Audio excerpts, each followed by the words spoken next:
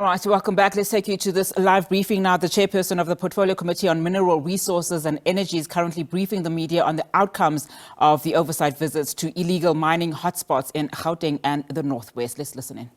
As well as the Department of Home Affairs in the and it will highlight some matters in relation to illegal mining, which is now receiving the attention at the highest office of the country following the Reveille incident. This is a welcoming development because it implies that recommendations of the joint oversight visits by the committee together with the Committee of Police and Home Affairs are now being prioritized.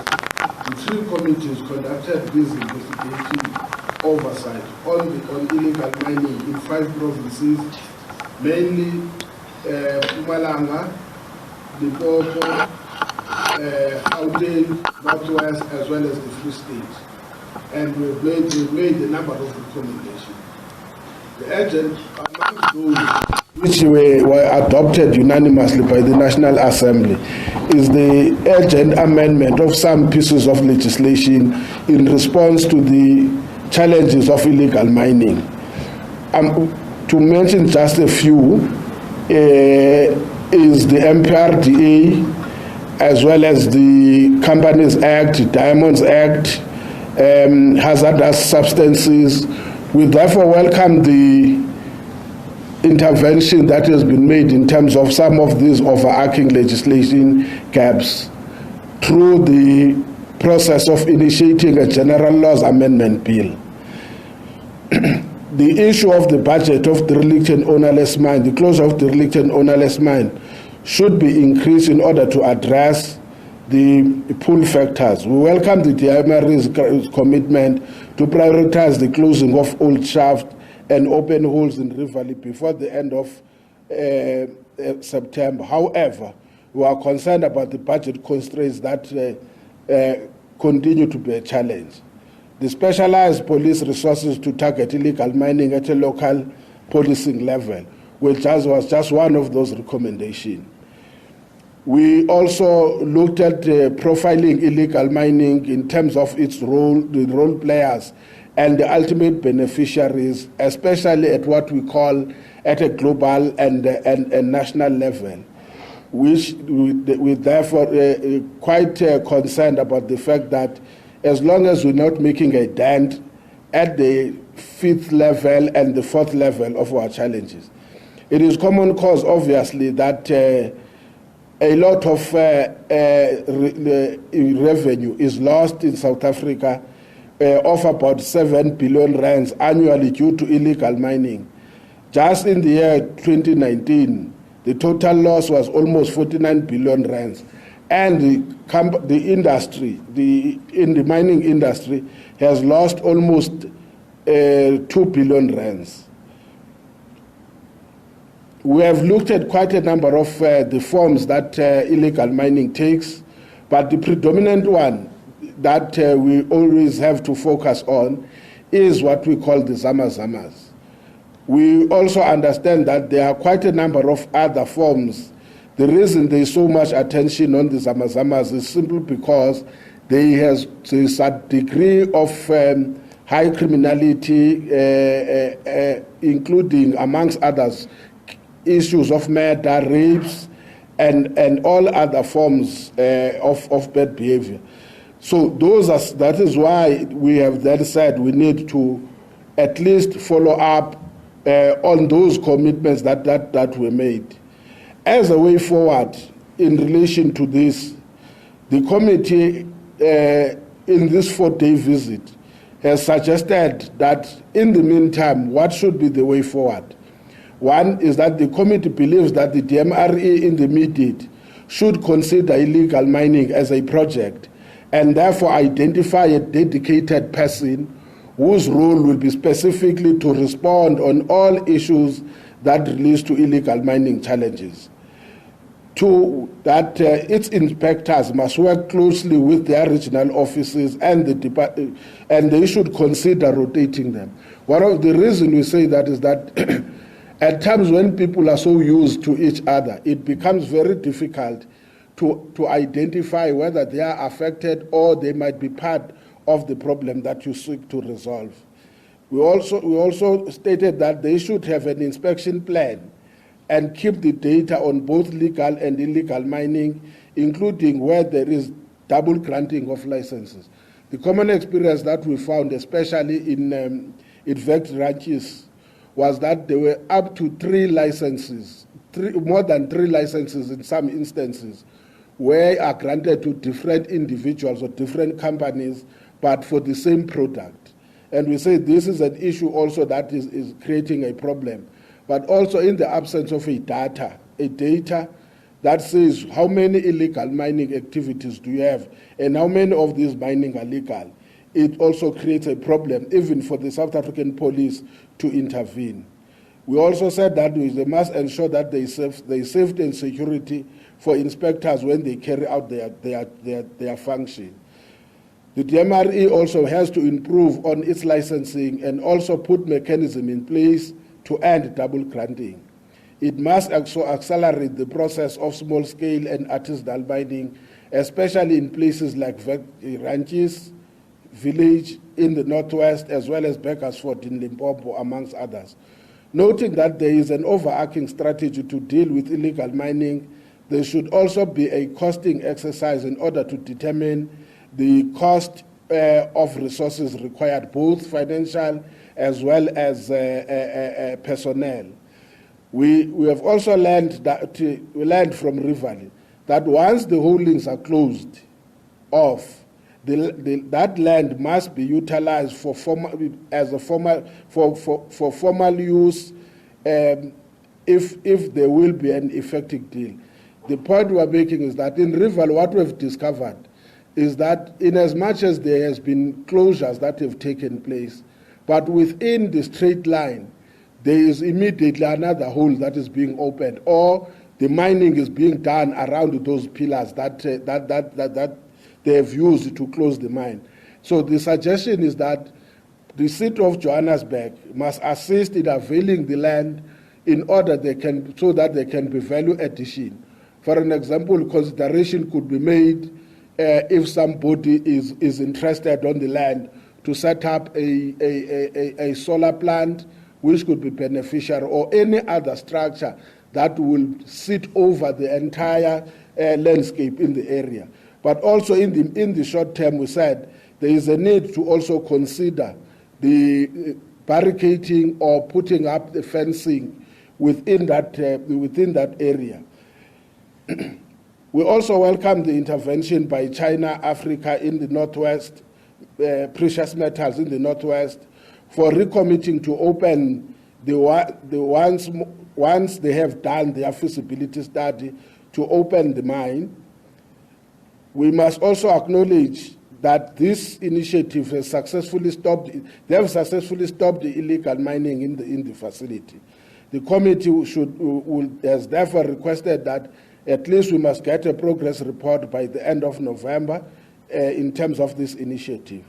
For the Stilfontein gold mine, we have requested that DMRE within its parameters and the legal requirements must demolish and flatten the old shaft structure whilst it's considering the processes with regards to the liquidation queries. It is clear that there is still no coordination between the DMRE Northwest Regional Office and the SAPS in the province. However, we welcome the commitment by DMRE to effect that they will be holding a stakeholder meeting next week. The meeting is expected to provide us with progress on how they have resolved the issues of coordination, including its outcomes. And therefore, we have requested that by the 30th of September, they must have submitted the report to the portfolio committee. We also requested that the department, through its entities, especially the SADPMR, must make sure that there is proper oversight, or there is proper oversight over the refineries and the smelters. We are saying that because we do have to close every area, including suspicion that gold might be being processed even in refineries that have been made legally. There are just two issues that I think it's important to share. One of the things we have said in the question of the legislation, harmonization of the legislation, is that there is a need to make sure that the law is not bled to such an extent that there will be a problem. One thing that we have discovered in Rivali is that there is a problem with a company that is under liquidation, that is supposed to have rehabilitated the holdings there, and it has not been able to do so, and we suspect it is as a result of the conflict between the MPRDA and the Companies Act. We have therefore asked the regional office to submit in writing and convene the stakeholders in Rivali, give them reasons why that company has not rehabilitated that whole. Two, if it is as a result of liquidation, what recourse does the department have, and who owns the mining right post-liquidation? So that is one issue. Lastly, we then said there is a need to make sure that we reverse the effects of what we call second-hand gold, because this is where also we think our problem starts, because gold, if it has been mixed with an old one or other issues, it becomes very difficult to determine its point of origin. So we said if it requires a legislation, we need to amend the legislation so that would make it difficult, the resale of gold-bearing materials as a second-hand gold. Thank you very much. I think I will leave it there and take any question if there are any.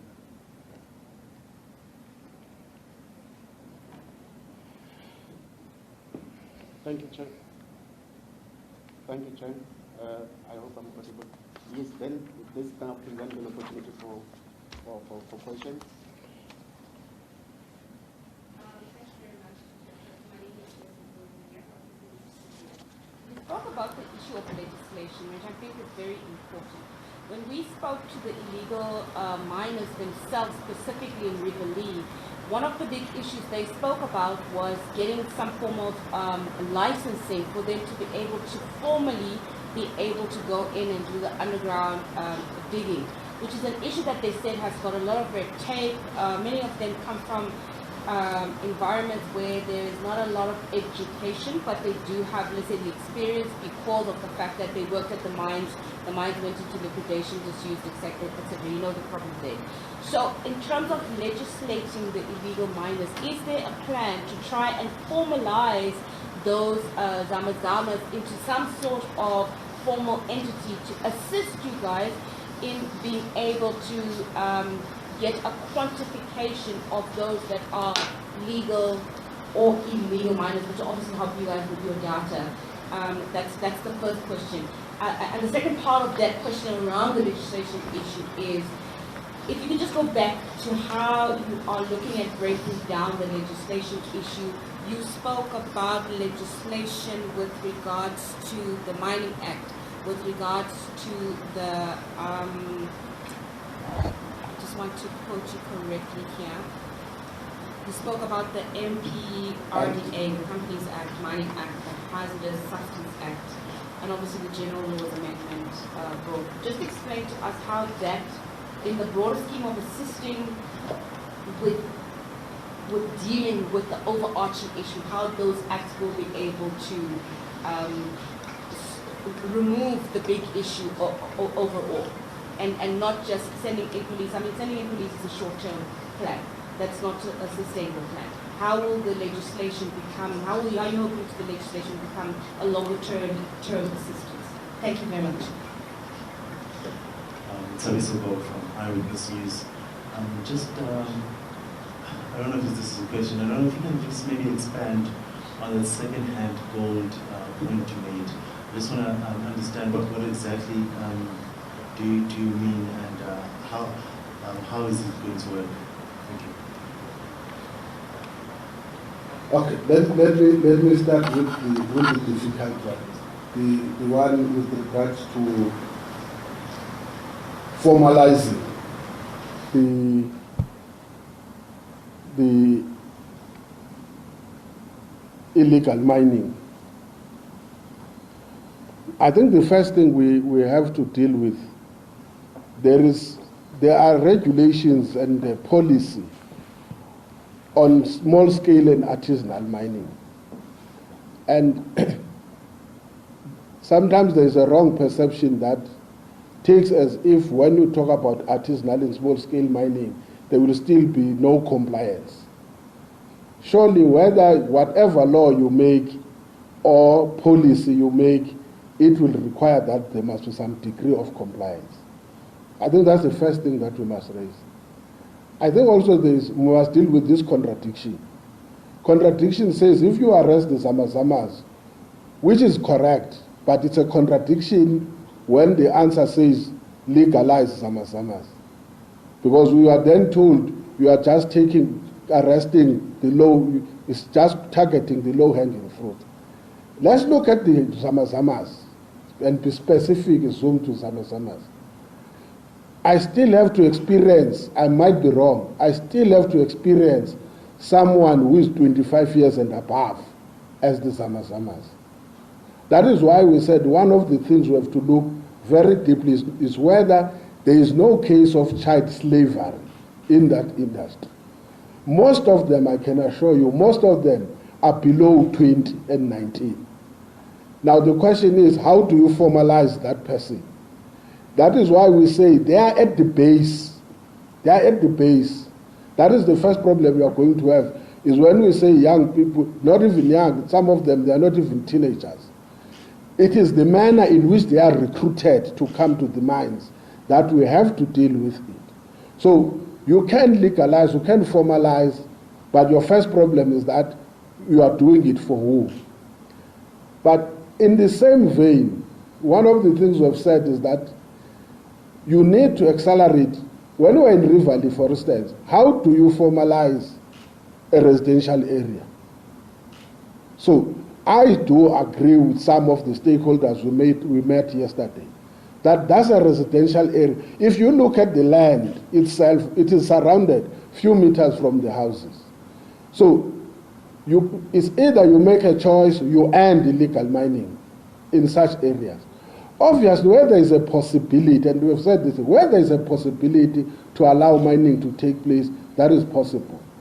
But linked to that, the problem again with illegal mining in the gold industry, like what we call, some will tell you, every house that you build, it must have insika. Now, when you've got pillars, every mining system, when you mine, you must leave pillars for the balance of the ground. And the fear that we have is that in most cases, including in Rivali, they are not mining a product, they are mining the pillars that were left. So you then have to deal with the unintended consequences that are there. There is a rumor that says the reason the company that we're talking about has liquidated is simply because it was not making value for money for mining the pillars. So to them, any little 4 rands or 400 rands they make, it adds value.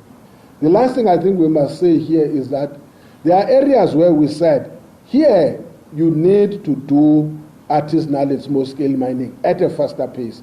Why we make that? If you go to vet ranches in the Northwest, where they are mining chrome, we said the problem of the degradation there is that probably the department has not done enough to issue out licenses. The mere fact that traditional leaders are accused of issuing out licenses, it means there is a demand for investment. So I hope I've tried to clarify, because this notion that Zamazamas, you can formalize them. The problem is not Zamazamas, it's the market. As long as gold, which is the point I'm coming to on the question of the second-hand gold. In South Africa, it is allowed that in smelting or in refining gold, you can mix it in old gold product with a new one. If you are doing something for jewelry, you can still mix the gold. We are saying now, if you mine and you take out gold, it must be impossible to do it, because by the time it counts up, it counts out as a second-hand product. And we say, let's deal with first-hand product, so that if we discover you with an ounce of gold or whatever, we are able to say, by trace, this is where this is coming from. It's easy to trace because of the reefs that exist. So that is why we then say, let's end the sale of second-hand gold. And if we do it, it will be easy to trace where gold is coming from. So I can mix your gold from Free State when they do refining with the one that you are getting from Krugerstone. And in that process, you wouldn't know where it originates from. And that is the point that we are talking about. In terms of the legislation, again, Rival is a very good example. The problem that you are having, I want to make two legislations that for me are required an urgent attention. If you look at the MPRDA as well as the Companies Act, the first problem that we suspect it happened here in Rivali is that the company was granted a mining right. It started to perform its work, obviously put aside rehabilitation. In the process, it gets liquidated. Now, remember the mining right is MPRDA, but liquidation doesn't fall under MPRDA, it falls under the Companies Act. There are two things then that happens. It's either that company is put under business rescue. If it is not under business rescue, it's taken straight to liquidation. The question now is, in between, who owns the company? Who owns the mining right? And that is why we said the MRE go and explain if it is automatic that post-liquidation, the buyer or the person who would have taken interest owns the mining right, it actually means that person is responsible for rehabilitation equally, using the same funds. But if it is not the case, it means the company no longer exists. The MRE must use what we call the financial provisions. It must then close it and must go and rehabilitate that area. So we say, as long as there's not harmonized these two legislation, in most cases, it's not that you don't have mining rights. It's illegal mining on an illegal operation. They will get a person who owns a mining right. I always make an example and say, the crisis that we are sitting with at Lily Mine is simply because since that mine was under business rescue, it has never been able to stand up and operate and have someone who can take final responsibility. So you need to have a finality on that mine, and then you will be able to hold somebody who must do rehabilitation and mining at the same, who must do the search and mining at the same time. That is why we say, if we have not harmonized these two legislation, we will continue, because the moment, especially gold mine, the moment, even if it's within 6 months, is not actively operational, it is just an open invitation for Zamas. So that is why we then say, deal with this thing. But also linked to this, that's the biggest problem, and I know people don't like to say this, the potential of our own formal people that have got mining rights, if we follow this route that I'm saying, in order to avoid tax and other things, is to go the illicit route. We have an experience here in Gauteng where the granting of a right is on surface, the other one is underground. And we said, for the first time we have seen an official operation taking out gold-bearing material on bags. We know that there is a works plan that you need to be granted. So we do also want to close the loopholes on how gold is circulating, because we have got mainly in the gold industry. I hope I've tried to clarify the need for the harmonization. We call it the harmonization of the legislation. Then other issues, which is why we've got the General Laws Amendment, is that when you look at the charges, for instance, when people are arrested, you'll find that in most cases it's for trespasses, it's for this and this. We are saying put now, I think it's NPA, if I'm not mistaken, when they were saying part of the problem is that when some of these people are arrested, they are taken to the magistrates, because of when they're taken to the magistrate, there are certain fines that the magistrate can't exceed, or certain sentences that the magistrates can't. But fortunately now, there is a process of fast-tracking the General Laws Amendment Bill, which is being done by the Department of Justice, so that all the gaps that exist in the illegal mining, including criminalization and prioritizing it as a high priority, as a priority crime, they will be then put in under the General Laws Amendment Bill. Thank you very much. It made a lot of sense. You actually recontextualized it. And I think it's so important that you said that, because now it goes back to the criticism that the DMRE has been facing since since it started in earnest from the beginning of this year. The DMRE has been criticized for not leading from the front and for shirking their responsibilities around the situation and fobbing it off to another department or whoever else, the police, etc., etc. The police can only police the situation. They can't deal with the underlying issues, which is what the DMRE is supposed to do. What are you as a portfolio committee going to be doing to hold them accountable so that going forward there is no misunderstanding on what their role is and what their responsibilities are in terms of this situation? And I know you said now when you gave us a briefing that you're expecting that there should be feedback from all the stakeholders at the end of September. Well, we come out of that briefing. That, of course, is the Portfolio Committee of Mineral Resources and Energy. And, of course, hosting the briefing was the chairperson, Sahlulele Luzipo, of course, briefing the media on the outcomes of the oversight visits to illegal mining hotspots in North West and Gauteng. Illegal mining has, of course, been on the spotlight in recent weeks following criminal activities in around those areas. Luzipo saying that 7 billion in lost revenue due to illegal mining in 2019 alone. We'll get analysis on that briefing and also some possible solutions that have come out from the Portfolio Committee.